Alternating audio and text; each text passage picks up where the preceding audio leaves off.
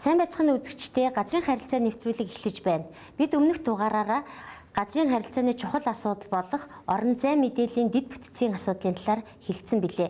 Энэ удаагийн дугаараараа газар ба хаягжуулалт гэсэн сэдвээр хэлцэх гэж байна. Ингээд нэвтрүүлэгт өргөдөн оролцож буй зочдоо танилцуулъя.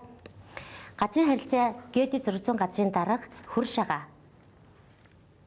Геокад хязгаарлагдмал хариуцлагатай компани захирал Ган Эрдэнэ, газрын харилцаа геодез 600 газрын орон зай мэдээлэл дэд бүтцийн албаны дарга Инх Туяа, орон зай мэдээлэл чанар стандарт хариуцсан мэргэжилтэн Ганбаатар, Архангай аймгийн газрын харилцаа барилга хот байгуулалтын газрын дарга Отхон Жаргал нар оролцож байна.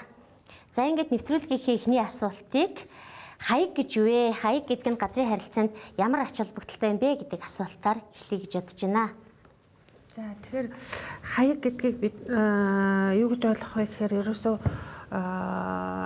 хаягийн хэд хэдэн төрөл байдаг л да. Тэгэхээр бид нар ямар төрлийн хаягийг ярих гэж байна вэ гэдгийг эхлээд тодорхойлсон дээр байх гэж бодож байна. Тэгэхээр объектын хаяг, субъектийн хаяг, шуудангийн хаяг гэдэг ингээд төрлүүд байж байгаа.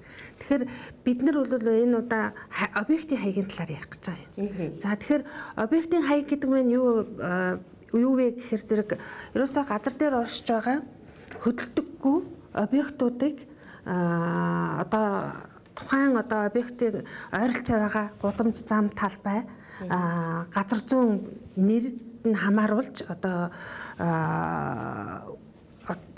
үйл хөдлөх объектуудыг одоо байрлалаар нь тодорхойлоод тийм ээ хаана байрлаж чинь тэр байрлалаар нь тодорхойлоод тэгээд олон нийтэд ойлгомжтой өсөх тоо одоо нийлэмжээр нь илэрхийлсэн тэр илэрхийллийг хаяг гэж хэлж байгаа. Тэгэхээр энэ бол гудамж зам талбай үйл хөдлөхийн төрөнгийн хаягжуулах журам дээр бол энэ нэр томьёо тодорхой байж байгаа л да. Тийм заасан. Хаягийн тогтолцоог шинжлэх яг ямар бодит шаардлага байна? Тэгэхээр энэ дээр түрүүчийн асуултаас чинь дутуу явчлаа л да. Юу гэхээр зэрэг энэ хаяг газрын харилцаатай ямар одоо холбоотой вэ гэсэн асуулт. Тэгэхээр зэрэг яагаад энэ хаягийг бас энэ газрын харилцаатай асуудал хариуцсан нагинтлаг авч явж байна вэ гэхээр зэрэг бид нар бол кадастрын бүртгэлээрээ үйл хөдлөх объектуудыг байршлыг тодорхойлоод тэрийг бүртгэдэг. Тэгэхээр зэрэг энэ бүртгэл дээр газрын байршлын хаяг гэж манай кадастрын мэдээллийн сангийн одоо өгөгдлийн бүтцэнд одоо гол мэдээлэл болж орж ирдэг л дээ. Тэгэхээр зэрэг энэ мэдээлэл маань зөрүүтэй байдаг. Одоо жишээлбэл Улаанбаатар хотын кадастрын мэдээллийн санд одоо хорооны хил зааг тодорхой бишээс болоод хороонууд холдсон байх жишээтэй. Жишээлбэл Сонгон хайрхан дүүргийн 23, 25 дахь хорооллууд бол яг ингээд холдоод айллах тэр тухайн иргэн аль хороонд хамаарч байгаа нь одоо тодорхой биш байж дээ. Тийм биш болсон байж байгаа. За дээрэс нь тэгээд кадастрын мэдээллийн санд байгаа нэг хаяг болчихж байгаа байхгүй. А дараа нь болохоор зэрэг энэ иргэдийн амьдарч байгаа энэ газар маань үйл хөдлөх хөрөнгө болдог. Тэгэхээр үйл хөдлөх эд хөрөнгийн бүртгэл дээр очиж тэр хүн одоо үйл хөдлөх хөрөнгийнхаа гэрчлэгийг авдаг та. Тэрэн дээр бас нэг хаяг явж идэг. За дээрэс нь тэр үйл хөдлөх хөрөнгөд амьдарч байгаа иргэний өөрийнх нь иргэний үнэмлэхтэр нэг хаяг байж байгаа. Энэ хаягууд нь бүгдээрээ ингээд зөрчилтэй байж байгаа. Тэгэхээр зэрэг энэ бүгдийг нэгтгэж зэгцлэх энэ асуудлаар бол энэ явсаар байгаад энэ объектын хаягийн тогтолцоог хаягийн тогтолцоог шинжлэх шаардлагатай юм байна гэдэг юм гарч ирсэн л дээ. Тэгээ энэ үүгээрээ одоо газрын харилцааны салбарт бол холбогдож орж ирж байгаа хаягийн асуудал. Ер нь хаягжуулах үйл ажиллагаа нь ямар дэс дараалалаар явагддгийг, энийг хин ямар эрх үүрэгтэйгээр энэ харилцаанд оролцох вэ? Тэгэхээр ер нь бол түрүү манай орон зай мэдээллийн дэд бүтцийн албаны дарга Инх Туяа хэлж байна л да. Тэгэхээр хаяг гэдэг зүйл өөрөө газар дээрх олон төрлийн харилцааг их тодорхой болгоход одоо зайлшгүй суур өгөгдөл болж орж ирэх ёстой байдаг. Хаяг байхгүй бол төөрн тийм ээ. Хаяг байхгүй бол давхардал гарна. Хаяг байхгүй бол илүү зардал гарна. Газрын харилцаа гэхээр мэдээж эдийн засгийн харилцаа, инженер экологийн харилцаа, нийгмийн харилцаа, эрх зүйн харилцаа гэдэг олон харилцаа байж таарна шүү дээ. Тэгэхээр энэ бүх харилцаа чи өөрөө газар дээр бэхлэгдсэн ямар нэгэн үйл хөдлөх хөрөнгө, барилга, байгууламж, эсвэл одоо аршаа сувилч юм уу тийм хүн заавал эдийн засгийн утгаараа ч юм уу эрх зүйн утгаараа тэнд очиж харилцаанд ордог энэ биетүүдийг хэлж байгаа. Нүдэнд харагддаг, гарт харагддаг. Эдгээрийг тэр газар нутгийн нэр тэнд байгаа гудамж зам талбайд одоо хамаатуулж хаягийн дугаар өгөх, ойлгомжтой дугаарлах тухайн асуудлыг л ярьж штэ тийм ээ.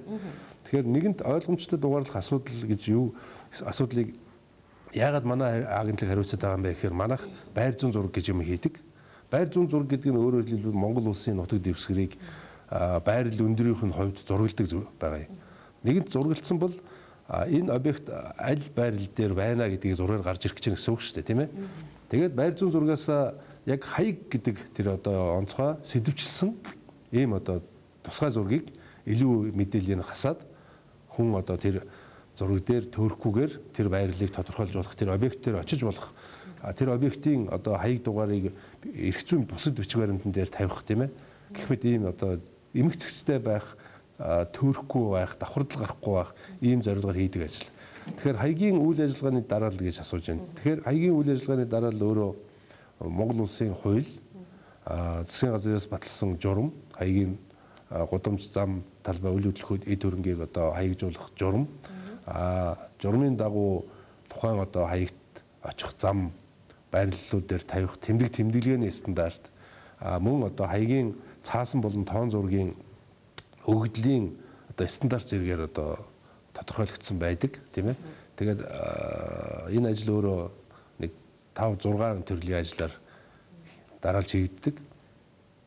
Тэгээ юуны дөрөнд хаягийн төслийн зураг гэж хийдэг байгаа. Хаягийн төслийн зураг гэхээр юу юм гэхээр орон нутгийн газрын одоо харилцаа барилга хутаагуулалтын газрын энэ чиглэлийн асуудал хариуцсан мэргэжилтүүд тухайн одоо сумын багийн даамал засаг дарга нартай хамт за одоо манай нутаг дээр байгаа бүх объект үйл хөдлөх хөрөнгө энэ хаягийн төслийн зурагт орж үгүй юу гэдгийг шалгана нэгдүгээр. Хоёрдугаар тэр объект руу очдог зам нь өвөл одоо намрын улиралд ер нь эрсдэлтэй үед ямар нэгэн тийм эрсдэл дагуулхааргүй тийм замыг сонгож чадсан байна уугүй юу гэдгийг хоёрдугаар шалгана. Тэгээ энэ объект түүнлөө очих замыг одоо геодезийн тусгай багж хэрэгжилж координатад оруулна. Координатад оруулна гэдэг нь энэ бол одоо өөрөө алдаагүй зураг гарах.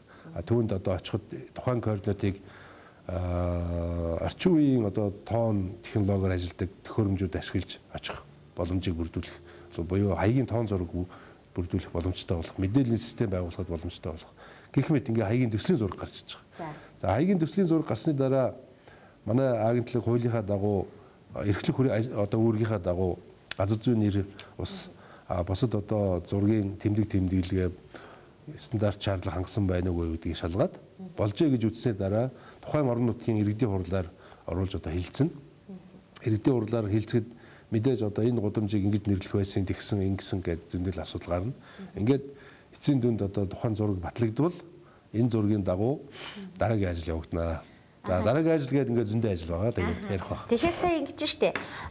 Би бол бас жирийн л иргэн тий. Тэгэхэд би хаяг гэдгийг юу гэж ойлгож ирсэн бэ гэхээр энэ гудамжаар ингээл явхад маш олон одоо нэг байшингийн гадна гэхэд маш олон хаягууд идэг.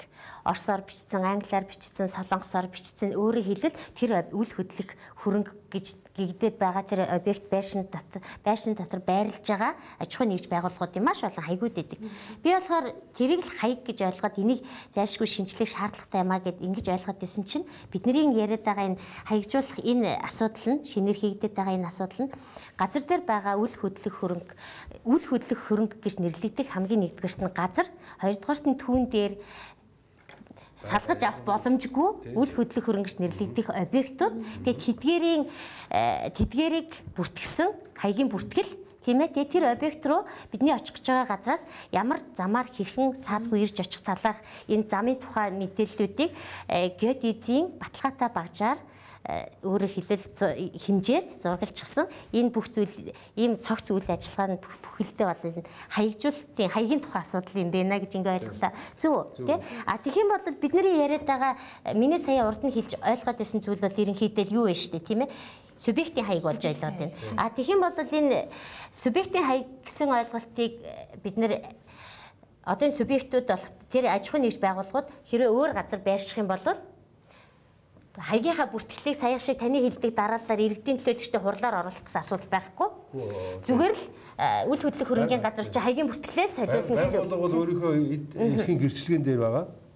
Одоо тухайн нэг компани ч юм уу байгууллага байх нь шүү дээ. Төрийн бос байгууллага ч юм уу. Тэр байгууллага өөрийнхөө албан ёсны бүртгэлийн гэрчлэгэн дээр байгаа хаягаа өөрчлөхөөр бол тэрийг л өөрчлөнө. Энэ объектоос би тэр объект руу нүүсэн учраас энэ объектийнхоо нэрийг гасуулаад нөгөө шинэ объектийнхоо тийм ээ шинэ барилгынхаа нэрийн хаягийг тэнд тавилаа л гэсэн. Тэгвэл энэ урд нь Монгол оронд байгаа энэ хаягчлалын асуудал бол ерөнхийдөө объектын хаягаар байгаагүй юм байна тийм үү? Тэгэхээр ер нь бол ийм байна. Сая та холилдсон байсан гэдэг чинь. Монголчууд бид бол нүүдлийн соёлтой ард түмэн гэж өөрсдөө ярьдаг шүү дээ. Тэгэхээр хаяг гэдэг зүйл бол улам одоо суурьчих тусам улам одоо их онцгой тавигддаг асуудал. Хуучин Улаанбаатар хот цөөхөн гудамжтай, цөөхөн барилгатай байхад буузны гуанз, долоон буудлын долгор авгыг их гэж ярьдаг байлаа тийм ээ. Дандаа субъектыг л ярьж штэ. Тийм ээ. Тэгтэл одоо бол энэ олон их гудамж, энэ олон барилга гараад ирэхээр нөгөө буузны гуанз ч хаана байгаа юм бүү мэд. Нөгөө долоон буудлын гэдэг зүйл долгор авгыг ч хаана байдаг юм бүү мэд болчихж байгаа. Тэгэхээр гарцаагүй энийг тухайн одоо долгор авгагийн амьдэрдэг байшин гудамжинд нь хамаатуулж газрыг нь ихлээд гудамжинд хамаатуулж байшингийн дугаарлаж иж тэгээд тэр одоо юун дээр очин тийм ээ. Тэгэхээр урд нь байгаа Монголын хаягчлалын тогтолцоо тийм байгаагүй. Одоо энэ шинээр хийгдэж байгаа юм ажил уу? Тэгээ хаягийг бол одоо их олон давхар олгодог байлаа. Барилга төлөвлөж байгаа байгууллага нэг хаяг олгодог, засаг дарга нэг хаяг олгодог. Эд хөрөнгийн эрхийн бүртгэл ахаад нэг хаяг олгодог. Манай байгууллага ихад нэг хаяг олгодог. Тэгэхээр хаягийн нэг зөвхөн байхгүй давхар хаяг олгодог байлаа. Тэгээд энэ бол зөвхөн текстээр олгодог байлаа. Жагсаалтаар олгодог байлаа. Одоо бол яг газрын зурган дээр хаяг олгож байгаа. Тэгвэл энэ талаар хийгдэж байгаа эрх зүйн орчны ямар шинжилгэүүд вэ? Ямар хууль дүрм журам хэдэн оноос эхлээд хэрэгжээд одоо заавал энэ объектоор хаяглах ийм бодит шаардлага, ийм мэдээллийн сан үүсгэх ийм хэрэгцээ бий болоод байгаа вэ? 2013 онд улсын их хурлаар за 13 оны 2 дугаар сарын 9-нд хаягжуулалтын тухай хуулийг баталсан байна. За. Энэ одоо нэг хүн нэг тойроод 7-8 хаяг байна. Үйл хөдлөх хөрөнгөний хаяг, гэрчлэгээний хаяг, газрын хаяг, одоо тэгэл засаг сахиргааны хаяг гэдээ маш олон шуудангийн хаяг гэ бүр өөрчдөг. Тэгэхээр энэ асуудал өөрөө иргэдэд маш их чирэгдэл учруулж ирсэн. Тэгэхээр одоо бол энэ хаягийн тухай хууль гарснараа иргэн хүн газрын байгууллага дээр очисон ч ялгаагүй, засаг захиргааны нэгж дээр очисон ч ялгаагүй, системд байгаа хаягаараа үйл хөдлөх хөрөнгөний хаягаар л энэ хүн яг энэ объектээр амьдарч байгаа юм байна. Энэ дээр энэ объект байгаа одоо газрын тухай асуудал ярьж байгаа юм байна. Энэ объектээр амьдарч байгаа хүмүүсийн тухай ярьж байгаа юм байна гэдэг нь ойлгомжтой болно. За хаягийн хууль гарсны дараа мөн 2013 онд 8 сард баха 10 сард ч үлээ тийм ээ. Засгийн газрын журам гарсан байгаа. Годомж зам талбай эд хөрөнгийг хаягжуулах журам гарсан байгаа. За журмын дагуу манай байгууллага одоо хуулийн заасны дагуу стандарт боловсруулсан. Өөрөөр хэлбэл хаягжуулалтын дагуу тавих тэмдэглэгээний стандартыг бид нэр боловсруулж 14 оны эхээр стандартчлалын зөвлөлөөр оруулж батлуулсан. Одоо улсын хэмжээнд мөрдөх хаягийн тэмдэглэгийн стандарт байгаа. За харин манай агентлаг дээр хаяг гэдэг одоо сэдвчилсэн зургийн заавар норм стандарт бол хуучин мөржсэн зүйлүүд байгаа. Харин үүнийг одоо тоон хэлбэр шилжүүлэх стандартыг одоо манай байгууллага боловсруулж байна. Тэгэхээр энэ хаягжуулалтын ажлын хүрээнд шинэ хаягууд үүсэх үү? Тэгээ хуучин байсан хаягууд нь өөрчлөгдөж хүчингүй болох асуудал нь ямар байдлаар яаж шийдэгдэх вэ? Тий. Одоо бол ер нь бол бүх одоо үйл хөдлөх хөрөнгүүдийг хаягдж байгаа учраас тэгээд дээрэс нь сая хэллээ шүү дээ нөгөө олон улсын стандартад нийцүүлээд гудамж зам талбай тэгээд газар зүйн нэр одоо байдалд нь хамааруулж дугаарлана гэж штэ. Тэгэхээр энэ дугаарлалтын арга зүй хүртэл өөрчлөгдөж байгаа. Дугаарлалтын тийм учраас бүх одоо энэ хаяг бол өөрчлөгдөх нь харцаагүй. Тэгэхээр энэ хаягийг одоо объектын хаяг ингэж бий болсонтой холбоотойгоор одоо иргэний бичиг баримт хэрхэн яаж өөрчлөх вэ гэхээр энийг бол бид нар мэдээллийн сандаа хуучин хаягийг энэ шинэ хууль журамдаа нийцсэн хаягтайгаа ингээд давхар бүртгэнэ. Тэгээд тухайн одоо иргэн өөрийнх нь тэр бичиг баримтад холбогдох бичиг баримтад өөрчлөлт оруулах тухай бүрд нь одоо шинэ хаягаар нь тэр бичиг баримт өөрчлөгдөж байгаа бичиг баримтыг олгох байдлаар ингээд үе шатгаар явандаа айжхан байдлаар энэ хаягийн шинжилсэн тогтолцоо шилжчихэ. Тэрнээс шуучин нэг иргэний үнэмлэх улаан үнэмлэхийг одоо шинэ жижиг үнэмлэхээр солилоо гэдэг шиг төсөө хэмжээнд бол компаничлсан тийм өөрчлөлт хийгдэхгүй мэн тийм үү? Одоо бол иргэдийг чирэгдүүлэхгүй. Иргэд байгууллага тийм ээ бүгд тухайн бичиг баримтаа шинжлэх шаардлага гарсан үед одоо шинэ хаягийг тухайн бичиг баримтан дээр нь тавьж өгнө л гэсэн. Тэгэхээр энэ аж ахуйн нэгж байгууллагууд өөрсдийнхээ хаягийг өөрчлөх тохиолдолд хаана хандах вэ? Шууд үйл хөдлөх хөрөнгийн газар хандах уу? Аль байгууллага дээр ч хандж болно. Ягаад тэгэхээр кадастрын байгууллага, газрын бүртгэлийн байгууллага, эд хөрөнгийн байгууллага бүгд одоо нэг мэдээлэл системтэй болчихсон юм шүү дээ, тийм үү? Ингэхээр тэр газрын гэрчлэгээний бичиг баримтч байна уу, иргэний эргэцэн бичиг баримтч байна уу, ялгаагүй бүгд одоо нэг системд орж ийнэ л гэсэн үг. Тэгээ ер нь аль болохоор иргэдийг чирэгдүүлэхгүй байх үүднээс мэргэжлийн байгууллагууд өөрсдийн мэдээллийн системээ давхардуулах, нэгтгэх ийм одоо зарчим барьж ажиллаж байна. Ер нь энэ хаягийн шинжилгээний асуудлаар хөдөө орон нутагт ямар ажил зохиогдож байна? За Аранхай аймгийн хувьд бол энэ хаягжуулалтын асуудал дээр бас нэлээд ач холбогдол өгч байна. Газрын харилцаагийн эдийн засгийн 600 газар хаягжуулалтын хуулиар бид нар орон нутагта 4 иштэй арга хэмжээ авч хэрэгжүүлээд байна. За эхний ээлжинд бид нар болохоор аймгийн одоо 19 сумын 99 багт одоо бид нар ажлын хэсэг гаргасан байгаа. Аймгийн садаргын цахимжаар мөн суманд нь ажлын хэсэг байгуулсан. За энэ ажлын хэсгүүдэд болохоор бид нар бас энэ холбогдох заавар журам чиглэлийн дагуу аймгийн цагдаагийн байгууллага, онцгой байдлын газар, аймгийн газрын харилцаа барилга хотоолтын газар, мөн байгаль орчин, хөдөө аж ахуйн газар гэсэн ийм бүх одоо байгууллагуудыг оролцуулсан ийм ажлын хэсэг гаргаад бид нар энэ оны 2 дугаар сард сумдад яв судалгаа гаргасан. Судалгааны үндсэн дээр бид нар дараагийн арга хэмжээ болохоор газрын харилцаагийн эдийн 600 газартай одоо гэрээ байгуулсан мэргэжлийн байгууллага GeoCAD компани маань бидний одоо гаргасан энэ судалгаан дээр үндэслээд одоо байршлаг тогтоох зураглал үйлдэхний ажил хийгдэж байна. Тэгэхээр энэ хаягжуулалтын асуудал дээр болохоор ямар ажлууд хийгдсэн гэхээр улсын болон орон нутгийн замын одоо уул зурууд, чиглэлүүд, мөн тусгай одоо төв соёлын дурсгалт газрууд, байгалийн одоо аялал жуулчлалын газрууд гэх мэтчлээ зам, гүүр, даваа гэд нэлээд олон газар. Тэгэхээр бидний эхний гаргасан судалгаа бол Аранхай аймагт бол 1100 тийм байршил бүртгэгдсэн. За энэ байршил дээр манай GeoCAD компанийн хувьд бол одоо байршлаг газар дээр нь тодорхойлж зураглалд оруулах ажил хийгдэж байна. Тэгэхээр энийг бол манай орон нутгийн хувьд бол нэлээд ач холбогдолтой гэж үзэж байгаа.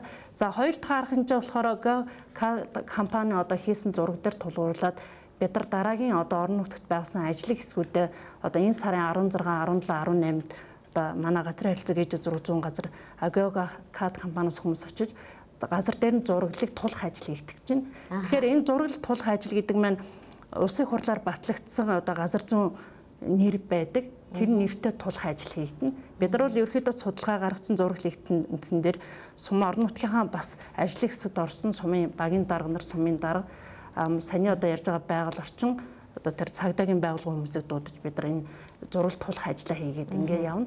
Дараагийн ээлжинд болохоор энэ тулгалт хийсний одоо үндсэн дээр одоо аймгийн иргэдийн хурал, сумын хурал, багийн хурал гэж шатараатай багийн иргэдийн нийтийн хурлаас эхлээд сумын хурал, аймгийн хурлаар энэ хаягжуулалтынхаа бид нар энэ зураглалын ажлыг одоо мэргэжлийн байгууллагатайгаа оруулаад жишээлбэл та ингэж штэ тийм ээ эхлээ сумаар тэгээд аймгаар оруулна гэж иргэдийн хурлаар. Тэгэхээр хаягийн зураг эхлээ хийхдээ тэр өмнөх дугаар дээр бид нэр иржсэн орон зай нэг суур мэдээлэл гэж нэрлэгдэх газрын тэр зураг, газар орны нэр тийм ээ газар орны нэр нь зөв байна уу? Тэр газар орны дотор байрлаж байгаа үйл хөдлөх объектуудынх нь нэр нь зөв байна уу? Тэр бүрэн орсон байна уу? Тийм ээ?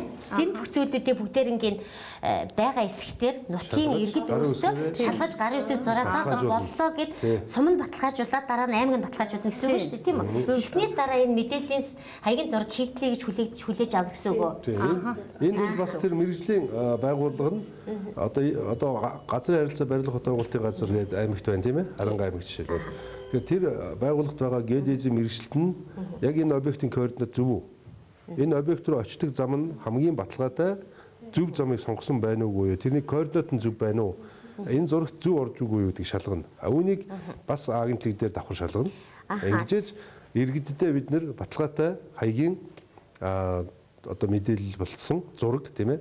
Цаасан зураг, тоон зураг хоёрыг хүргэнэ л гэсэн үг. Ер нь тэгээ цаасан зураг, тоон зураг гэд ярьсан чи бид нэр автомашинтай ингээд явж байгаад машин дээр ингээд байрлуулсан GPS-эн дээр тэр юугаа оруулна шүү дээ. За би одоо тэр газар руу явна гэхээр баруун тишээ тэдэн метр, зүүн тишээ тэдэн метр гэд яг ийм зүйлүүд бэлэн болно гэсэн үг шүү дээ, тийм үү?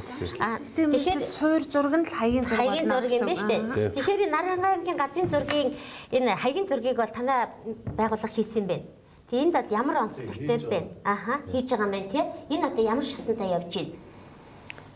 Ерөнхийдөө аймгийн төв болон хөдөө сумуудын бүх зураг хийгдсэн байгаа. Аймгийн төвийг нэг хаягжуулах журмынхаа дагуу нэгийг харьцах.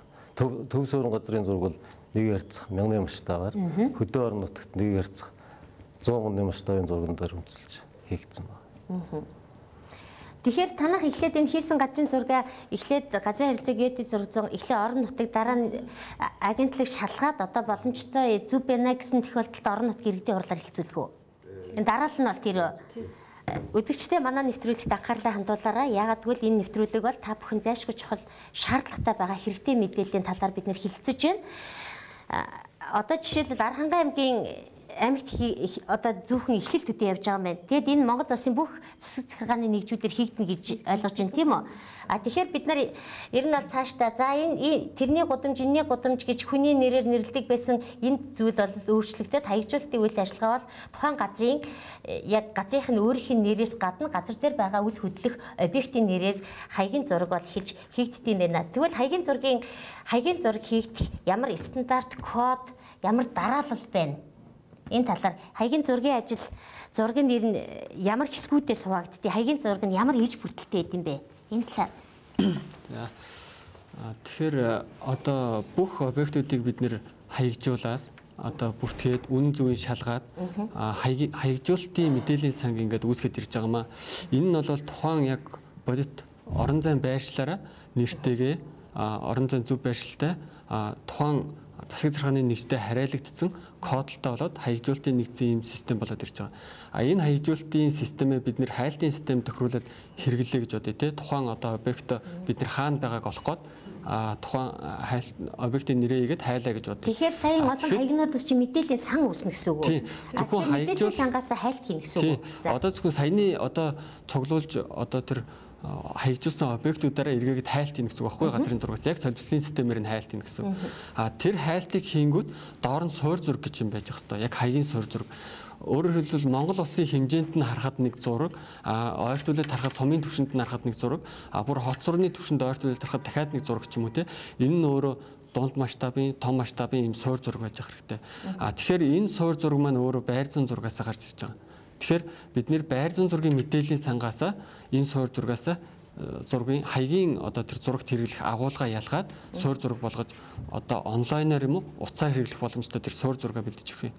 Тэгэхээр тэр суур зургаа бэлдэж өгөхийн тулд биднэрт мэдээллийн сан хэрэгтэй. Яг тэр суур зураг нь өөрөө бодит цаг хугацааны шинжлэгддэг байх хэрэгтэй. Тэгэхээр тэр бодит цаг хугацааны шинжлэгддэг байхын тулд бид нэр бүх масштаб тохирсон нэг загвар мэдээллийн сангийн загвараа бэлдэж өгөөд тэр мэдээллийн сангаас хаягийн зураг нь байнга шинжлэгдэж яадаг. Тийм системийг бид нэвтрүүлж байгаа. Тэгэхээр энэ хаягийн мэдээллийн сан гэдэг чинь өмнөх дугаар дээр хэлсэн орон зай мэдээллийн дэд бүтцийн сангийн нэг их бүрэлдэхүүн хэсэг гэж ойлгож байна. Тэгвэл энэ хаягийн жагсаалт гэж гараад хаягийн жагсаалт нь хаанаас гарах вэ? Тэр мэдээллийн сангаас хэвлж өгөөд ямар нэгэн хэрэглэгч, ямар нэгэн аж ахуйн нэгж байгууллага түүгээр одоо жишээлбэл гар утсан дээр ингээд янз бүрийн програм оруулаад хэрэглэх энэ бусад бизнесийн байгууллагууд тэр мэдээллийг танахаас авч болох юм байна гэж ойлголоо зөв үү? Бид нэр байр зүүн зургийнхаа мэдээллийн санг нэгдсэн байдлаар цэгцэлж бүтэц загварыг тодорхойлж өөгөл мэдээгээ яг үнэн зөв тэр тоон мэдээнд тавигдах шаардлагын дагуу бүрдүүлээд авцсны дараа тэндээсээ хаягийн суур зураг гаргаад өгчнө. Тэр хаягийн суур зураг дээр тулгуурлаад байгууллага өөрсдийнх нь тоон мэдээллийг тавиад дүн шинжилгээ хийгээд ашиглаад тэр гарсан үр дүнгээ баталгаажуулж хараад үнэн зөв байна гэдгийг тулгаж болно. Түүнчлэн одоо жишээ нь бид нэр мэдээллийн сангаасаа жишээ нь авцаамын шүлжээг бид нэр маш үнэн зөв наривчлалтай гаргаад зөв холболтын дүрмтэй гаргаад өгсөн байхад тэрийг замслах системд одоо ашиглалаа гэж бодоход тухайн зам одоо би яг энэ хаяг дээр зогсож байна. Тэр хаяг дээр очие, тэр байрлал дээр очие гэхэд тэр тоон мэдээ тавигдах шаардлагын дагуу зөв болсон өгөгдөл мэдээ маань зөв ажиллаад зөв замаа гаргаж өгнө гэсэн үг. Яг тэр. Одоо замчлах системд бол хамгийн түүхтэй ойрхон замаар яаж явал хурдан очиход цаг хугацаа бас хэмнэх нь эдийн засгийн зардал бас хэмнэх нь тийм үү? Тийм, тэрийг бид нэр мэдээллийн сан дээр яг ямар ангиллын зам одоо тэ баталгаажсан эсвэл туслах зам нь айлын эсвэл замууд нь яаж зөв холбогдсон гэдэг юм а бид нэр нэгдсэн байдлаар арга зүйгээр янзлаад бүх масштабын хувьд хөрвөж зураг хэвлэж гаргах боломжтой тэр суур зураг бас бид нэр нэгдсэн байдлаар бэлдэж тэгээд эргээгээд тэрийг нэг онлайн эсвэл гар утсаар ашиглах боломжтой байдлаар техникийн шийдлүүдийг гаргаад хэрэглэгчдэд хүргэх юм. Тэгэхээр энэ хаягийн тэмдэг хаягийн код гэж байх уу? Саяын тэр нэгдсэн байдлаар гэсэн зүйлээр нэгдсэн мэдээлэл санд оруулахын тулд зайлшгүй тэрийг кодчилж байгаа. Тий, одоо таних тэмдэг тэр хаягийн зурагч нь одоо нийтийн хэрэгцээний зураг болж гарна шүү дээ. Тэгэхээр энгийн иргэд хараад тэр зургийг ойлгодог байдлаар маш энгийн тийм байдлаар хийх шаардлагатай байна. Нөгөө түрүүчийн нэвтрүүлэг дээр бид нар ярьсан байр зүйн зураг бол мэрэгжлийн түвшний таних тэмдэг юутай байдаг гэж ярьсан шүү дээ. Энэ хаягийн зураг бол одоо нийтийн хэрэгцээний зураг учраас энгийн бүр сургуулийн хүүхд хүртэл аваад ойлгодог байдлаар маш энгийн тийм ойлгомжтой байдлаар зуруулах ёстой. Тэгэхээр бид нар энийг тийм байдлаар үзүүлж одоо хэрэглэгчдэд шууд мэдээллийн сангаасаа гаргаж өгөхийн тулд тэрийг кодчлно. Хялбар байдлаар кодчлно, таних тэмдэгжүүлнэ.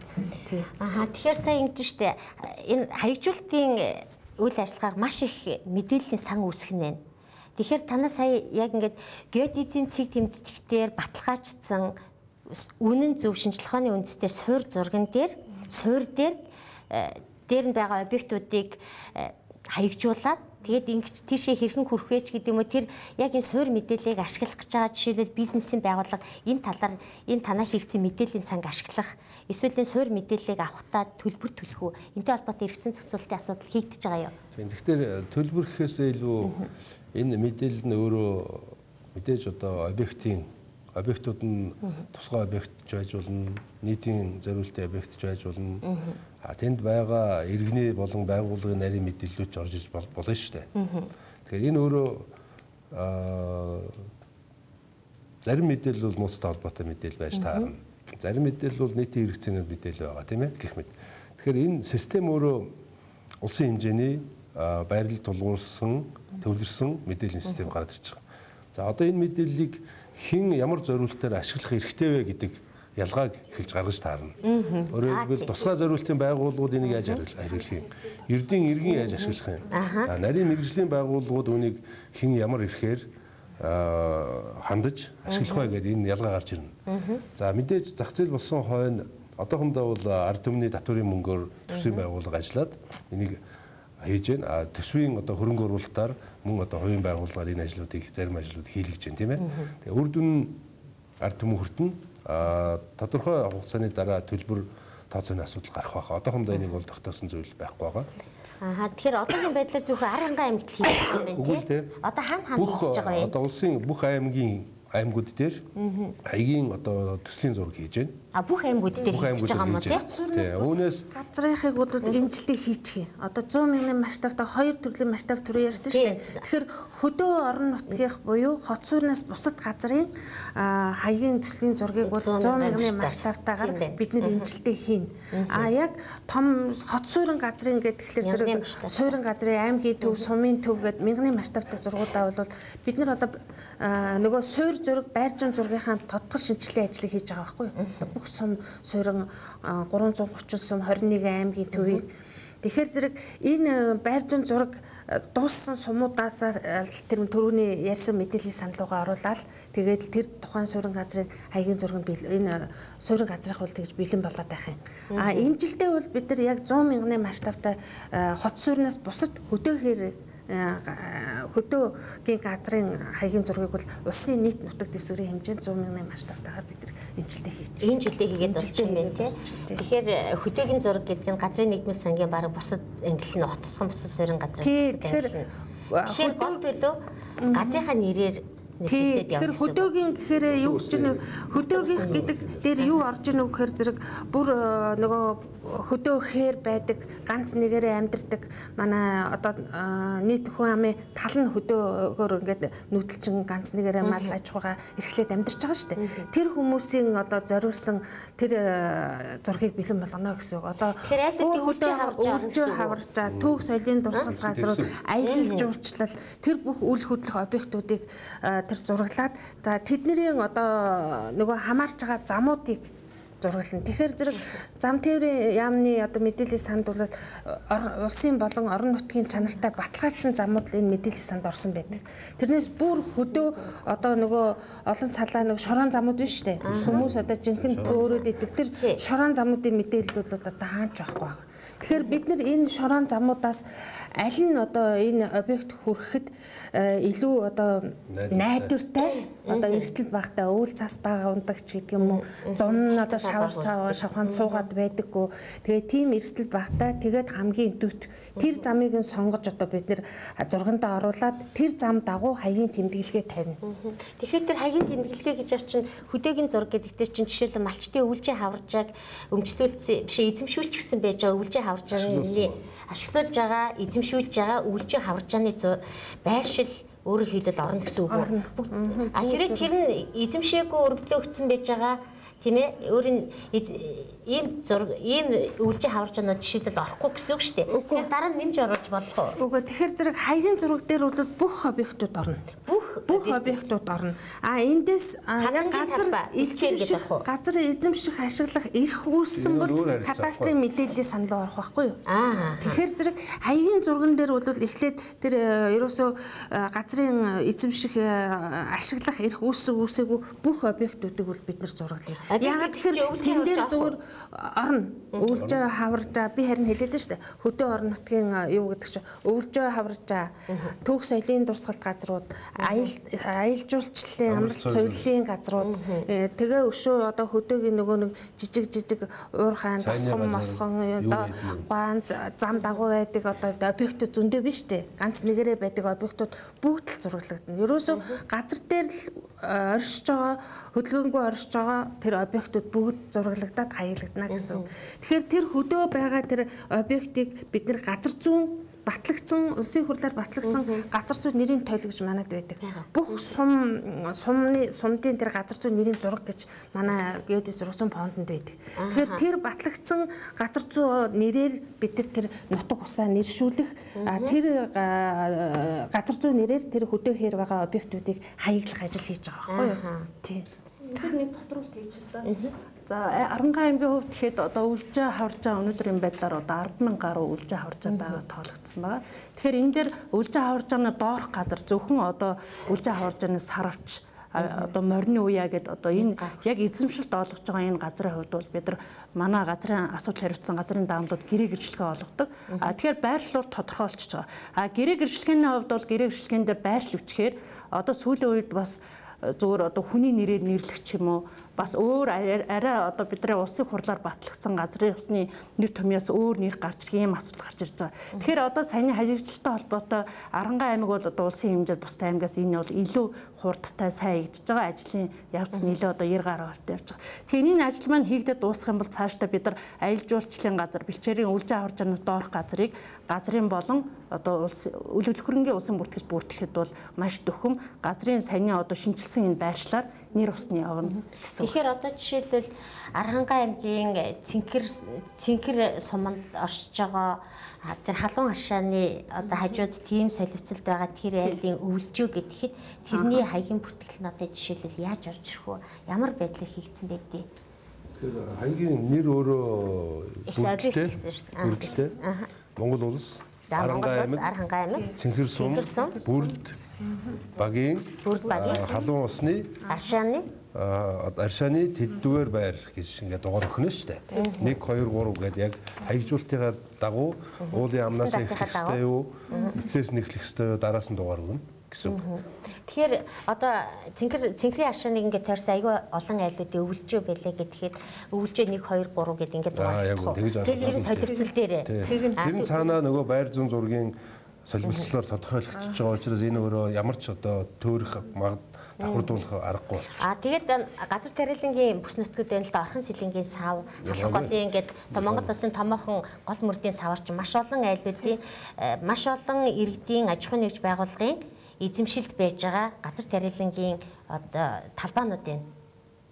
Тэгээд тариалангийн талбаанууд байна. Эднэр бас яг саях байдлаар орно гэсэн үг үү? Тэгээ ер нь ямар байгууллага байх нь сонирм биш. Газар дээр л Монгол улсын газар дээр л бий болсон л бол тариалангийн газар гэдэг чинь бас үйл хөдлөх хөрөнгө эзтэй тий объект мөн бидтэй. Хаягдуулалтын ажилд хөдөө орон нутгийн зохион байгуулагдсанаар бидний хувьд бол ерөөдөө одоо Арангай аймгийн хувьд гэхэд энэ нийт газар нутаг дээрх юм эмэг цэгцэндээ орж ийн гэсэн үг байхгүй хаягтай болоод. Тэгэхээр нэг хотын кадастрын зураг гэдэг нэг гудамжнууд ингээд дугаарлцсан зураг байдаг шүү дээ. Тэрэн шиг аймаг сумын хилийн засгийн дотор байж байгаа янз бүрийн үйл хөдлөх хөрөнгө бүртгэгдсэн байж байгаа нэг тэр нь дандаа нэг талбараараа зурагдаад хаягдсан гэсэн үг юм. Тэгээ газар эзэмших гэрээ гэрчлэхээ өмчлөлтөөр ер нь газрын одоо байршлын асуудал бичигддэг. Газрын байршил бол одоо өнөөдөр бидний энэ хаягжуулалтын хуулиар баталгаатай болж гарч ирээд тухайн газрын асуудал хариуцсан мэргэжилтний хувьд бол баталгаатай нэр тавина гэсэн үг. Тэгэхээр өнөөдрийн бидний одоо Арангай аймгийн хувьд гэсэн одоо мэргэжлийн байгууллагатай бид нар хандаа тоо мэдээлэлд орох асуудлаа бас дээд байгууллагатай хандсан байгаа. Тэгтэл энэ бүх одоо бидний гаргаж байгаа орон нутагт улсын газрын улсын бүртгэлийн энэ бүртгэлийн асуудал өнөөдөр энэ байршил дээр бас нэлээд бас их тодруулахыг цэгцлэхгүй болохгүй юм л. За тэгэхээр Арангай аймгийн тусаад одоо жишээлбэл тэр тариалангийн талбай гэдэг хад зарим аж ахуйн нэгж байгууллагуудын тариалангийн талбай бол маш олон га байгаа шүү дээ тий. Зарим нь ингээ маш жижигхэн га байгаа. Тэгэхээр өөр парцел буюу нэгж талбарууд том жижиг. Тэгэхээр энэ дотроос орхигдож одоо орхигдно гэсэн ийм асуудал юм гарч байгаа юм гах уу. Ерөөсөй байхгүй. Бүгд одоо тэр уулынхаа эхнээс нь адаг болчих юм тийм. Хөгөөд явчихж байгаа учраас орхигдно гэсэн. Текст дээр юм уу хүснэгтэр хийсэн бол орхигдно. Яг газар дээр нэг үржлэн шалгаад хэмжээд явчихж байгаа учраас энэ тэгээд дээр нь орон нутгийнх нь тухайн одоо багийн засаг даргаас эхлээд сумын даамал нь хамт яваад за энэ объект орсон ороог бүгдийг ингэ явуулж байна. Тэгэхээр тэр одоо жишээлбэл Монголын нутгийг дэвсгэрээд дэндүү уужимштэй тийм хүн амд тархаа бутархаа байрлаж байгаатай холбоотой тэдний бүтээн бий болгосон объектууд нь бас тархаа бутархаа байж байгаа шүү дээ тийм. Тэгэхээр энийг яхахта энэ зураглалын ажлыг хийхдээ яг гэл сансрын зураг тэр агаар сансрын зураг гэд тэр мэдээллүүдийг жишээлбэл ашиглах уу? Олон арга. Эднэрийн тусламжтай болохоор одоо энд гэдэг энэ байгаа объект энд бол юунд ч ороогүй байна. Ороогүй нэг шууд шалгаад харах боломжтой юм байна тийм үү? Тэгэхээр бас зурагжуулалт хийхэд илүү бас хөнгөлөлттэй болчихж байгаа юм байна шүү дээ. Ер нь энэ хаягжуулалтыг ажлыг хийсэн арга байгаа юм л да нарийн юм. Тийм байна. Тэгэхээр энэ хаягжуулалтын ажлыг хийсний хамгийн гол ач холбогдол юу вэ? Тэгэхээр хөдөөд бол бас харьцангуй гайгүй гэж ойлгож байна. Хотын ингээд мянган масштабтай зураг гэдэг чинь 1 км 1 см зайд 1 км 10 м зайг багтаасан тийм объектыг багтаасан гэхээр чинь маш их хэцүү зураглал байх нь шүү. Тий. Энэ амархан л да. Энэ геодезийн одоо байр зүүн зураг зохиодог тусгай арга байна. Тэгээ энэ өөрөө масштабтай, хэмжээтэй, өнгөтэй, зүрхтэй, модон тоосгон гэдгийг бүгдийг илэрхийлдэг арга байна тийм ээ. Энэ өөрөө манай одоо байр зүүн зураг зохиодог ажил дотор ингээд олон аргууд байдаг. Тэгээд энэ бол бүгд тодорхойлогдчихно л да. Тэгэхээр улаан хот суурин газарт бол бүр одоо дэлгэрэнгүй мэдээлэл байна л гэсэн үг. Тэгээд годомж зам талбайд хамаатуулж тэнд байгаа байшин барилгыг хашаа тийм ээ дугаарлаж өгнө гэсэн үг. Энэ бол зүгээр л дугаарлцсан нөгөө кадастрын нэг талбарын зураг шиг л дөрвөлжингээр гарах уу эсвэл бидний өмнөх дугаар дээр хэлсэн орон зай мэдээллийн дэд бүтц гэдэг шиг тухайн объектын одоо байрлал, өндөр, цаг хугацааны өөрчлөлт тэр нь энэ хаягжуулалтын энэ мэдээллийн санд энэ асуудал нь тусгагдд юм уу? Тусгагдана.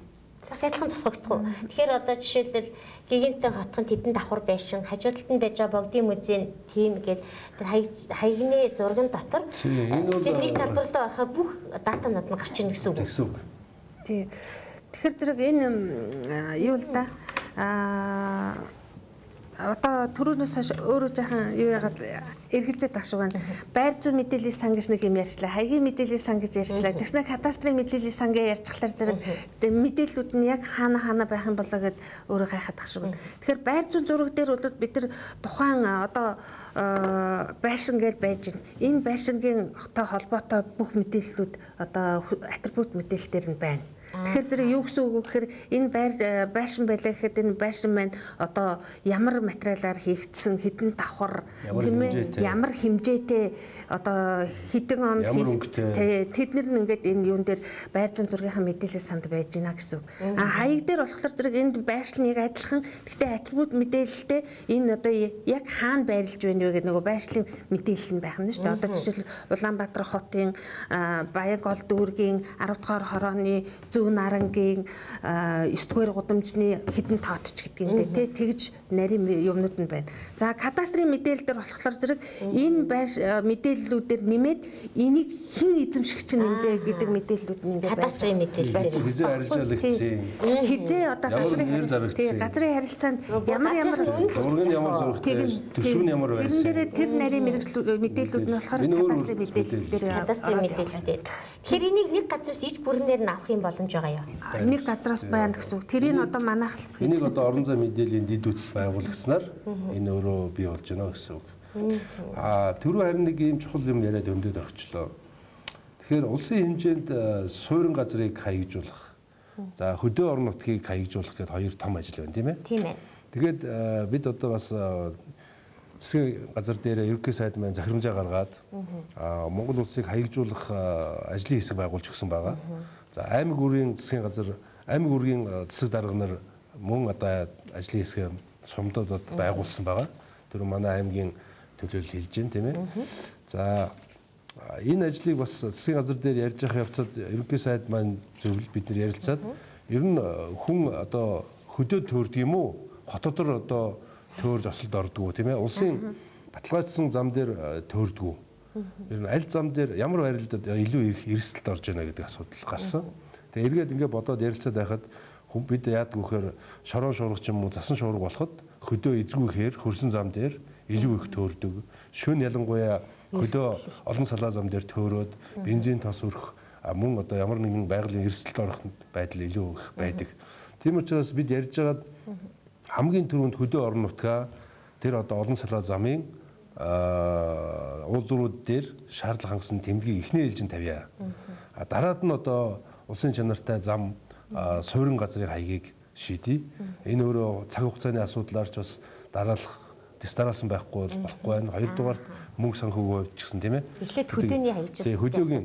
Өөрөөр хэлбэл та ингэ бодлоо нүдгүү одоо засан шуурга болж байна гэж бодъё. Шорон шургач гэсэн. Малчин хүн одоо гар утас тоон гар утастай ч юм уу GPS-тэй байх юм бол тэрийг хөлдөөчгүй өртлөөд явж байхад тэр зураг тоон зураг одоо GPS дотор нь гэрн байж байна. Байр зүүн хаягийн зургаараа гэрн харагдаж байна. Гэрээсээ холдоод байх юм бол тэр хүн чинь өөрөө явж байгаа нэг тодорхой гэрлэн цэгээр харагдана шүү дээ, тийм ээ. Тэгээд тэр гэрээсээ холдоод байх юм бол тэр хүн төөрж байгаа гэдгийг мэднэ. Гэрлүүгөө ойртоод байх юм бол би гэрлүүгөө явж байна гэдгийг мэднэ. Өөрөөр хэлбэл тийм тоон зурагтай хаягийн одоо тоон зурагтай байгаа хүн ямар ч тохиолдолд төөрөхгүй байх магадaltaй болж байна. Тэгэхээр одоогийн ухаалаг гар утсууд дотор чинь тэр суучаад байгаа. Өөрөөр хэлбэл энэ хаягийн тоон зургийг суулгаад өгчнө гэсэн үг тийм үү? Тэгэхээр энэ хаяг гэдэг зүйл өөрөө их эдийн засгийн хувьд ч тэр эрсдэл нийгмийн хувьд ч тэр асар одоо ачаал хөвгөлтэй зүйл байгаа юм. Энэ өөрөө суур зүйл байгаа юм л да. Одоо зах зээлд орно гэвэл эхлээд хаяг хэрэгтэй шүү дээ. Хаяг хэрэгтэй тийм ээ. Яг хэний одоо бух эзэнтэй буцах хаягтай, бух одоо объекттай буцах хаягтай болж байна гэсэн үг тийм ээ. Бух эзэн. Монгол улс иргэн бүр хөрөнгөтэй. Тэр болгон хаягтай, бүртгэлтэй байх хэрэгтэй. Тийм ээ бид одоо аливаа хүнтэй энэ хүн ийм хөрөнгөтэй, ийм үйлжээтэй гэж ярих хэрэгтэй. Ягаад тэгэхээр энэ өөрөө нэгэн л одоо чөлөөт зах зээл гэж байгаа юм бол хэн хөрөнгөтэй юм бэ? Ямар хөрөнгөтэй юм бэ? Тэр хөрөнгө нь хаана байгаа юм бэ? Тэр хөрөнгийг бид яаж одоо хамгаалах юм? Тэр хөрөнгөнд байгаа иргэнд яаж үйлчлэгээ хүргэх юм бэ? Тийм ээ? Тэр хөрөнгөнөөс ямар татварыг авах хэрэгтэй юм бэ гэх мэт ийм олон харилцаа байна л да энд. Зүгээр иргэний үнэлэхээр бол зүгээр л оршин амьдарч байгаа л хаяг нь байх хэрэгтэй. Субъектийн хувьд л хаяг байгаа. Иргэний хувьд би хаана амьдарч байгаа вэ?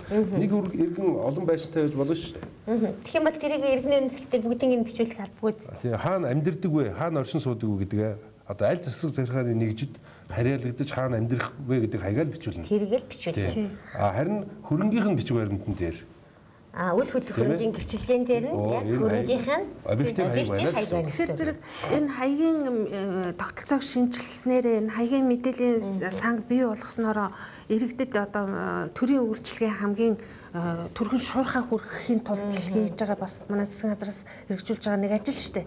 Тэгэхээр иргэд энэ дээр бас өөрсдөө их хариуцлагатай хандах хэрэгтэй л дээ. Одоо аль объектийн хаягийг авах вэ?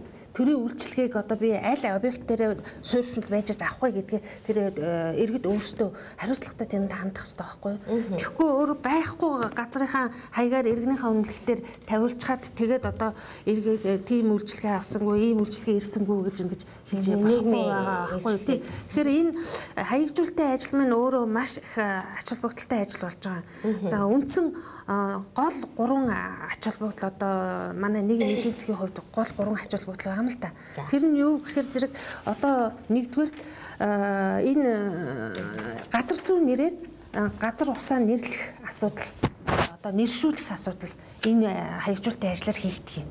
Одоо манайд энэ хөдөө орон нутагт бол ерөөсөө яг газар зүйн нэрээр нэрлэх юм байхгүй жижиг толгоон дээр зурагтаа гаргахын тулд нэг пошг авьяас тавьчаад пошг толгой гэдэг нэрлээд хэдэн 10 жил явчихсан. Тэгээ одоо 60 80-аад онд төрсэн хүүхдүүд бол тэрийг пошг толгой л гэдэг юм байх гэж бодож байгаа болохоос биш энэ бол одоо юу гэдгийг те тийм нэртэй уулаа гэж одоо мэдэхгүй байгаа байхгүй юу. Энэ бол зургал хайхаа гэж байж байгаа. Тэн дээр нэг пошг тавьчаад пошг толгой. Тэгэхээр зэрэг энэ бас их эмгэнэлтэй асуудал болж байгаа юм л та. Тэгэхээр энэ асуудал бол энэ хаягжуулалтын ажлаар бол зэгцэрнэ. Тэгэхээр нутаг улсаа ард түмэн өөрсдөө мэддэг болно. Харж маань мэддэг болно гэсэн үг юм.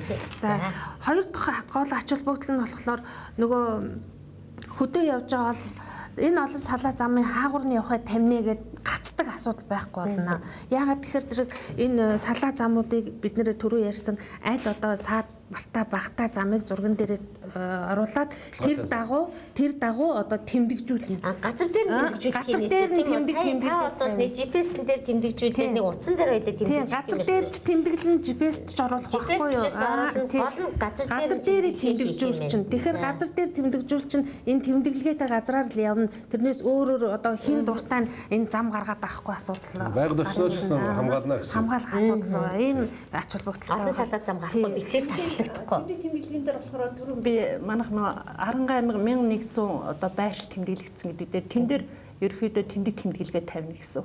Тэгэхээр тэрний одоо зам гэхэд замын чиглэл зааж өгнө. Километр нь тавигдана. Газар усных нэр байх. Тэгэхээр үгээр стандарттай. Гүүрний хувьд бол одоо шаардлага хангасан заавал одоо гэрэл засвруулагч гадагтай байна. Гар салхинд төсвөртэй байна. Тэгээ газартаа сайн бэлтгэгдсэн бай. Тэр нь барилгын одоо хийцэн инженерийн тооцоогоор одоо хийгдсэн бэлгээ байна. Өөрөөр хэлбэл авар ослохгүй гүүрний хувьд болохоор бид нар бас орон нутгад нэг анхан судалгаа хийхэд ямар мэдээлэл оруулсан гэхээр модон гүүр төмөр бетоноо хийцүү. За дааз нь хэдэн тонох байх юм. Гэх мэтчлийн энэ мэдээллүүд бүгд одоо манай удирдлагын дэлгэр хамт орж явж байгаа л да. Тэгэхээр энэ дэр манай отгон жаргал дарга бас жоохон ташаа хэлжлээ. Замын чиглэл заасан тэмдэг биш байхгүй юу? Энэ бол одоо нөгөө үл хөдлөх объектын байрлалыг заасан тэмдэг байна. Замын узрууд дээр тухайн объект хүртэл аль чиглэл хэдэн километр зайтай юм бэ? Тэгээд юу гэдэг газар очих юм бэ гэдэг тэмдэг байхгүй юу? Одоо тэмдэг байгаа шүү дээ. Улаанбаатараас гараад Хинтээ аймгийн Цэнхэр мандал сум ороход одоо 220 км гээд зам дээр явж байгаа чинь сум заагаад хэдэн километр гээ яг тийм л тэмдэг гэсэн. Тий, объектын байрлал заасан. Зам явж байгаа саллаа. Одоо ийшээгээ 3 км яваад тийм үйлжээд очноо. Эсвэл тийм аршаан дээр очноо. Тэгэхээр үржин болгон дээр тэмдэглэгээ тавина гэхээр маш их нүсэр ажил болох нэ. Жижиг объект болгоны дугаар л байна. Дугаар л аа. Харин өвөлжөөрөө очих салаа зам дээр тэр өвөлжөөний дугаар байна. Өвөлжөөний дугаар. Тэр өвөлжөө хүртэл тэдэн тоод өвөлжөөрөө хүртэл тэдний километр гэсэн тийм тэмдэг тавих гэдэг байгаа байхгүй юу? Тэгэхээр байрлал заасан өвөлжөөнд тийм айл байна гэдг нь лавлаа номоор гарах уу? Юунд мэдээлэл санал байж байна. Зурган дээр тэр зураг ашиглаж чаддгүй компьютер энэ мэдэхгүй хүмүүс ял энийг хэрхэн эргэлэх вэ? тэмдэгээ дагаад явах. Тэмдэгээ дагаад явах л газар дээрх нөгөө тэмдэглэгийг ч заагаад өгнө. Тэрнтэй холбоотой лавлгаан ном одоо шар ном гэж байдаг шүү дээ. Тэр шиг тийм лавлгаан ном юм. Тэр хаягийн зураг гэдэг байгаа. Нийтийн одоо хэрэглээний тэгээ бид одоо түрүүн аяж хурлыг ярьж байгаад хаягийн төслийн зураг тэмдэглэгээ гэдээ орхисон шүү дээ. Энэ тэмдэглэгээ тавьсны дараа энийг кадастрын бүртгэлд аваад баталгаажуулна. Баталгаажуулсны дараа тэнд байгаа ашиглагч эзэмшигчийг тэг гэрээ байгуулна. За энэ тэмдэглэг та ингэн тэгнгээ хариуцлага хадгалт хамгаалалтыг хариуцсан шүү. Ингэсний дараа нийтээр дагаж мөрдөх хаягийн зургийг кадастрын мэдээллийн сангаас хаягийн чагсаалттай цуг хэвлээд түгэнэ.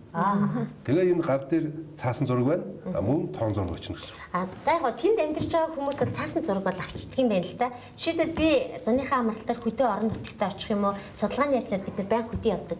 Ингээ явахдаа бид нар тэр хэрэгэлсэн цаасан зураг чинь байхгүй. Тэгээ бас хээр гараад магадгүй миний гар утасны цэнийг дууссан. Тэгээ GPS маань бас зайн дууссан байгаа тохиолдолд надад хэн туслах вэ? Тэмдэг өөрөө туслана. Тэр тэмдэг туслана. Тэр тэмдгийн цааталт тэр дугаарлцсан 5 номер гэсэн өвлжин дээр хэнийх байгаа вэ? Би эсвэл 6-д нь очих гээд юм уу, 5-д нь очих гээд юм уу? Би дорж гэж айлтчих гээд байна. Тэгээд 5-д орж их юм уу, 6-д орж их юм уу гэдгийг мэдэхгүй шүү. Дорж руу уцаар ярьсан байж таа шүү дээ. Дорж руу очоод танаа өвлжин чинь хэдгээр өвлжин бэ гэх. Донгоо өндөх юм уу? Эсвэл одоо бурхантын өндөх юм уу те тэрийг асуух хэрэгтэй. Тэгээ Аранга аймгийн одоо бурхантын хөндийн те 5 дугаар өвлжөө гэж хэлэхэд бол тэгэл яваад очино. Тэмдгээр ерөнхийдөө тэмдэг. Энэ өөрөө энэ хаягийн зураг бол маш энгийн. Хинч ойлгох. Хүүхд ойлгож байна. Энэ гол байна. Энэ нөгөө даваа байна. Энэ одоо яг бид нэр яг тэр сум руу орж ийн. Одоо энэ нөгөө тэр хүн дээр орж ийн гэдэг нэр нь биччихсэн байх байхгүй да. Бичиг үсэг тайлгдсан хинч тэр хаягийн зургийг. Бисээ эдгээр тагаа яриас нэг ийм зүйл ярин дундаас нь асууя гэж бодоод бас яриад өнгөрчлээ л дээ. Жишээлбэл та ингэсэн шүү дээ. Одоо тухайн иргэн маш олон үл хөдлөх хөрөнгөтэй байж болно. Тэгэх юм бол иргэний үнэмлэхтэр тухайн иргэний оршин амьдарч байгаа хаягл байна. Тэр нь болохоор нийгмийн үйлчлэгээнээс хүртэх нийгмийн харилцаанд ороход хамгийн гол чухал ач холбогдолтой учраас өөрөө байнга оршин суудаг хаягаа иргэний бүртгэлээр тэр иргэний үнэмлэхтэр бүртгүүлэх хэрэгтэй. Тэрнээс биш одоо жишээлбэл намайг төгжиж байна чимэг гэдэгтэй. Тэгвэл төгжиж байна чимэг гэл нэр ингээ гараад ирэхэд надад байж байгаа үл хөдлөх хөрөнгүүд бүгдээрээ тэр мэдээллийн санд орсон байгаа. Ингээ жагсаалтаараа гараад ирнэ гэсэн үг. Тэгэхээр тэндээс ямар татвар өгөхтэй өгсөн юм өгөөгүй юм уу гэх мэтчлэн улсын эдийн засагт болоод улсын бусад харилцаанд маш олон галт эдийн засаг байх ямар ч боломжгүй болоо. Тэгэхээр давхар маш олон мэдээлэл бүглэгдээ явна гэсэн үг байна шүү дээ. Наад чинь бол маш чухал асуудал. Өөрөөр хэлбэл хуучин бол текстээр өснөгтөр ингэдэг байсан учраас гаргадаг байсан учраас тэр нь үнэхээр байгаа ч юм уугүй ч юм харагдахгүй. Одоо бол яг сансрын зургаар өндөр наривчлалтай сансрын зургийн мэдээлэл байр зүүн зураг тийм ээ координатор бүх юм ингэ зургалчж байгаа учраас газар дээр л байгаа бол дайж газар доорч байсан тэр объект заавал үлдэх. Тэгэхээр би өөртөө биш далд эдийн засаг байх ямар ч аргагүй. Би өөртөө биш үл хөдлөх хөрөнгө одоо жишээлбэл танд шилжүүллээ. Тэгэхээр надад өмчлөх хэрэг дуусгар одоо танд үүсгэр болчлаа. Тэгэхээр энэ шилжилтийг хэрхэн хийх вэ? шилжилт хөдөлгөөн кадастрын мэдээллийн санд бүртгэгдэн бас. Тэгээд хөрөнгөний бүртгэл үл хөдлөх хөрөнгөний газар бүртгүүлээ явчихна. Тэгэхээр энэ хоёр дээр заавал би хоёр газар очиж бүртгүүлэх үү? Эсвэл нэг газар нь очингоо давхар хийгдчихтэй юм. Энэ бол өөр асуудал. Энэ бол орон зай мэдээллийн дэд үтс буюу байгууллагууд нэгдсэн мэдээллийн систем болж байгаатай холбогдоод иргэн нэг газар очиход л хангалттай байх. Одоохондоо бол шийд дуусаагүй л байна л да. Тэгээ ингээд бид чинь зөвхөн одоо хаягаас эхэлж штэ. Бусад одоо энэний чинь өмнө бас байр зүүн зураг гэж юм байгаа тийм ээ. Сансрын одоо мэдээлэл одоо олж авах тухайн асуудал байгаа гэж явна л да. Зөндөө болох штэ. За үзэгчдээ бидний нэвтрүүлгийн цагт өгч जैन ингээд хамгийн сүүлийн асуултыг та бүхэнд тавья. Энэ хаягжуулалтыг хийснээр Монгол улсын иргэнд аж ахуйн нэгж байгууллага орон нутагт энэ төрд ямар ач холбогдол байгаа вэ? Энийг та нар өөрсдийнхөө цөөн үгээр хэлэх үү? Тэгэхээр иргэн бүр өөрийн гэсэн би одоо Монгол улсын иргэн. Би Монгол улсад бүтээн байгуулж байгаа. Бүртгэлтэй болно. Тэр өөрийнх нь одоо очих хаягтай болно. Очих одоо хаягтай дуудах нэртэй гэж ярьдаг үстэй. Энэ өөрөө тэр хүн тэнд амьдарч яах гэдгийг баталгаажуулж байна шүү дээ. Тэр хаач бүртгэлгүй хинт альж дансгүй байна гэдэг юу. Тэг хүн болгон л хөдөлмөрлөж байгаа. Хүн болгон өөрийн гэсэн том жижиг хөрөнгөтэй байгаа. Тэг ингээд бүртгэлтэй болно гэдэг өөрөө очих хаягтай болно гэдэг өөрөө дуудуулах нэртэй байна гэдэг өөрөө гайхамшиг. Гайхамшиг. За таны бодлоор. Миний бодлоор яг бүр наад захын жишээ хэлэхэд иргэн бол одоо энэ хаягийн одоо зурагтай болсноороо тий одоо хаана төөрөхгүй маш өөрийнхөө одоо очих гэсэн газараа түргэн шуурхаа очих тийм боломжинд бүрдэнэ.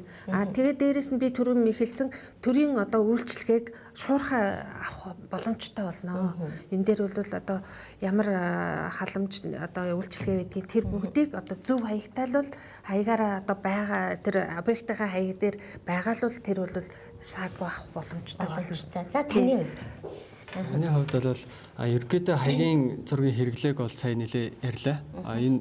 Энээс гадна бол одоо шинээр одоо тэг бизнесийн оновчтой төлөвлөлт хийх ч юм уу тэр тохиолдолд бол тэр доорх суур зургийг бол бид нэр ямар ч төрлийн аппликейшн дээр тохируулаад өгчөж болно. Тэгээ тэрэндээ тохирсон өөрсдөө хэрэгтэй тэр ашигтай төлөвлөлөөд ашиглаж болох бүрэн боломжтой. Болно. За орон нутагт ямар ажилтдаг? За орон нутагт тэгэхээр ерөөхдөө газар дээрх бүх одоо аймгийн нутаг дэвсгэр дээр бүх байгаа үйл хөдлөх хөрөнгүүд бүртгэлд орно гэсэн. За иргэдийн хувьд бол хөдөө аж ахуйн газар дээр бүр илүү их ач холбогдолтой гэж бид нар үзэж байгаа.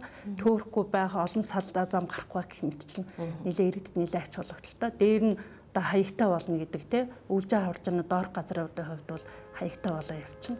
Хөдөө явж байгаа хүмүүсийн хувьд бол газрын байршлууд тэмдэглэгээрээ гараад ирэхэд тэдний хувьд төөрөхгүй болох ийм олон талын ач холбогдолтой. Монголын өргөн одоо нутаг дэвсгэр таагуур нь явах үед таныг гэхгүй болох юм байна тийм үү? За хувийн хөвшил дээр нь ямар ач холбогдол байна?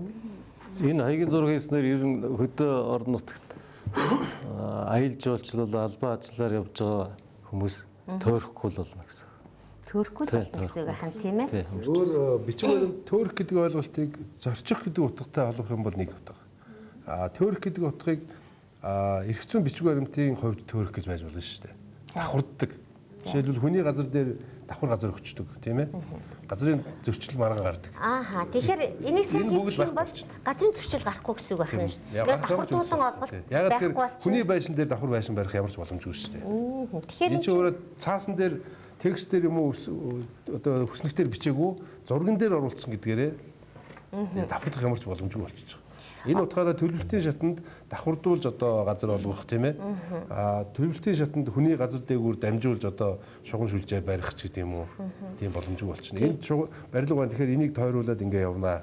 Ингээд ингээ шийдвэр гаргах боломжтой болно. Тэгэхээр та бүхний хийж байгаа энэ хаягжуулалтын энэ ажлыг иж бүрэн хийж дуусны дараа болол энэ газар нутаг дээр байгаа үл хөдлөх хөрөнгүүд бүтнээрээ орсон байна уу? Одоо иргэн миний газар орсон байна уу? Манай аж ахуйн нэгж байгууллагын барьсан тэр байшин яг тэр хаягийн зураг дотор байна уу гэдгийг иргэд бүгдээрээ өөрсдөө иргэдийн төлөөлөгчдийнхээ хурлаар дамжуулаад хянах үзэх ийм боломжтой болно гэж ингэж ойлголоо. Энэ зөв үү? За баярлалаа. За үзэгчдээ бидний нэвтрүүлэг энэ хүрээд өндөрлөж байна. Хаягжуулалтын ажлын үйл ажиллагаанд Монгол Улсын иргэн аж ахуйн нэгж байгууллага хүн бүхний оролцоо чухал юм байна. Ингээд та бүхнийг анхаарлаа хандуулсанд баярлалаа.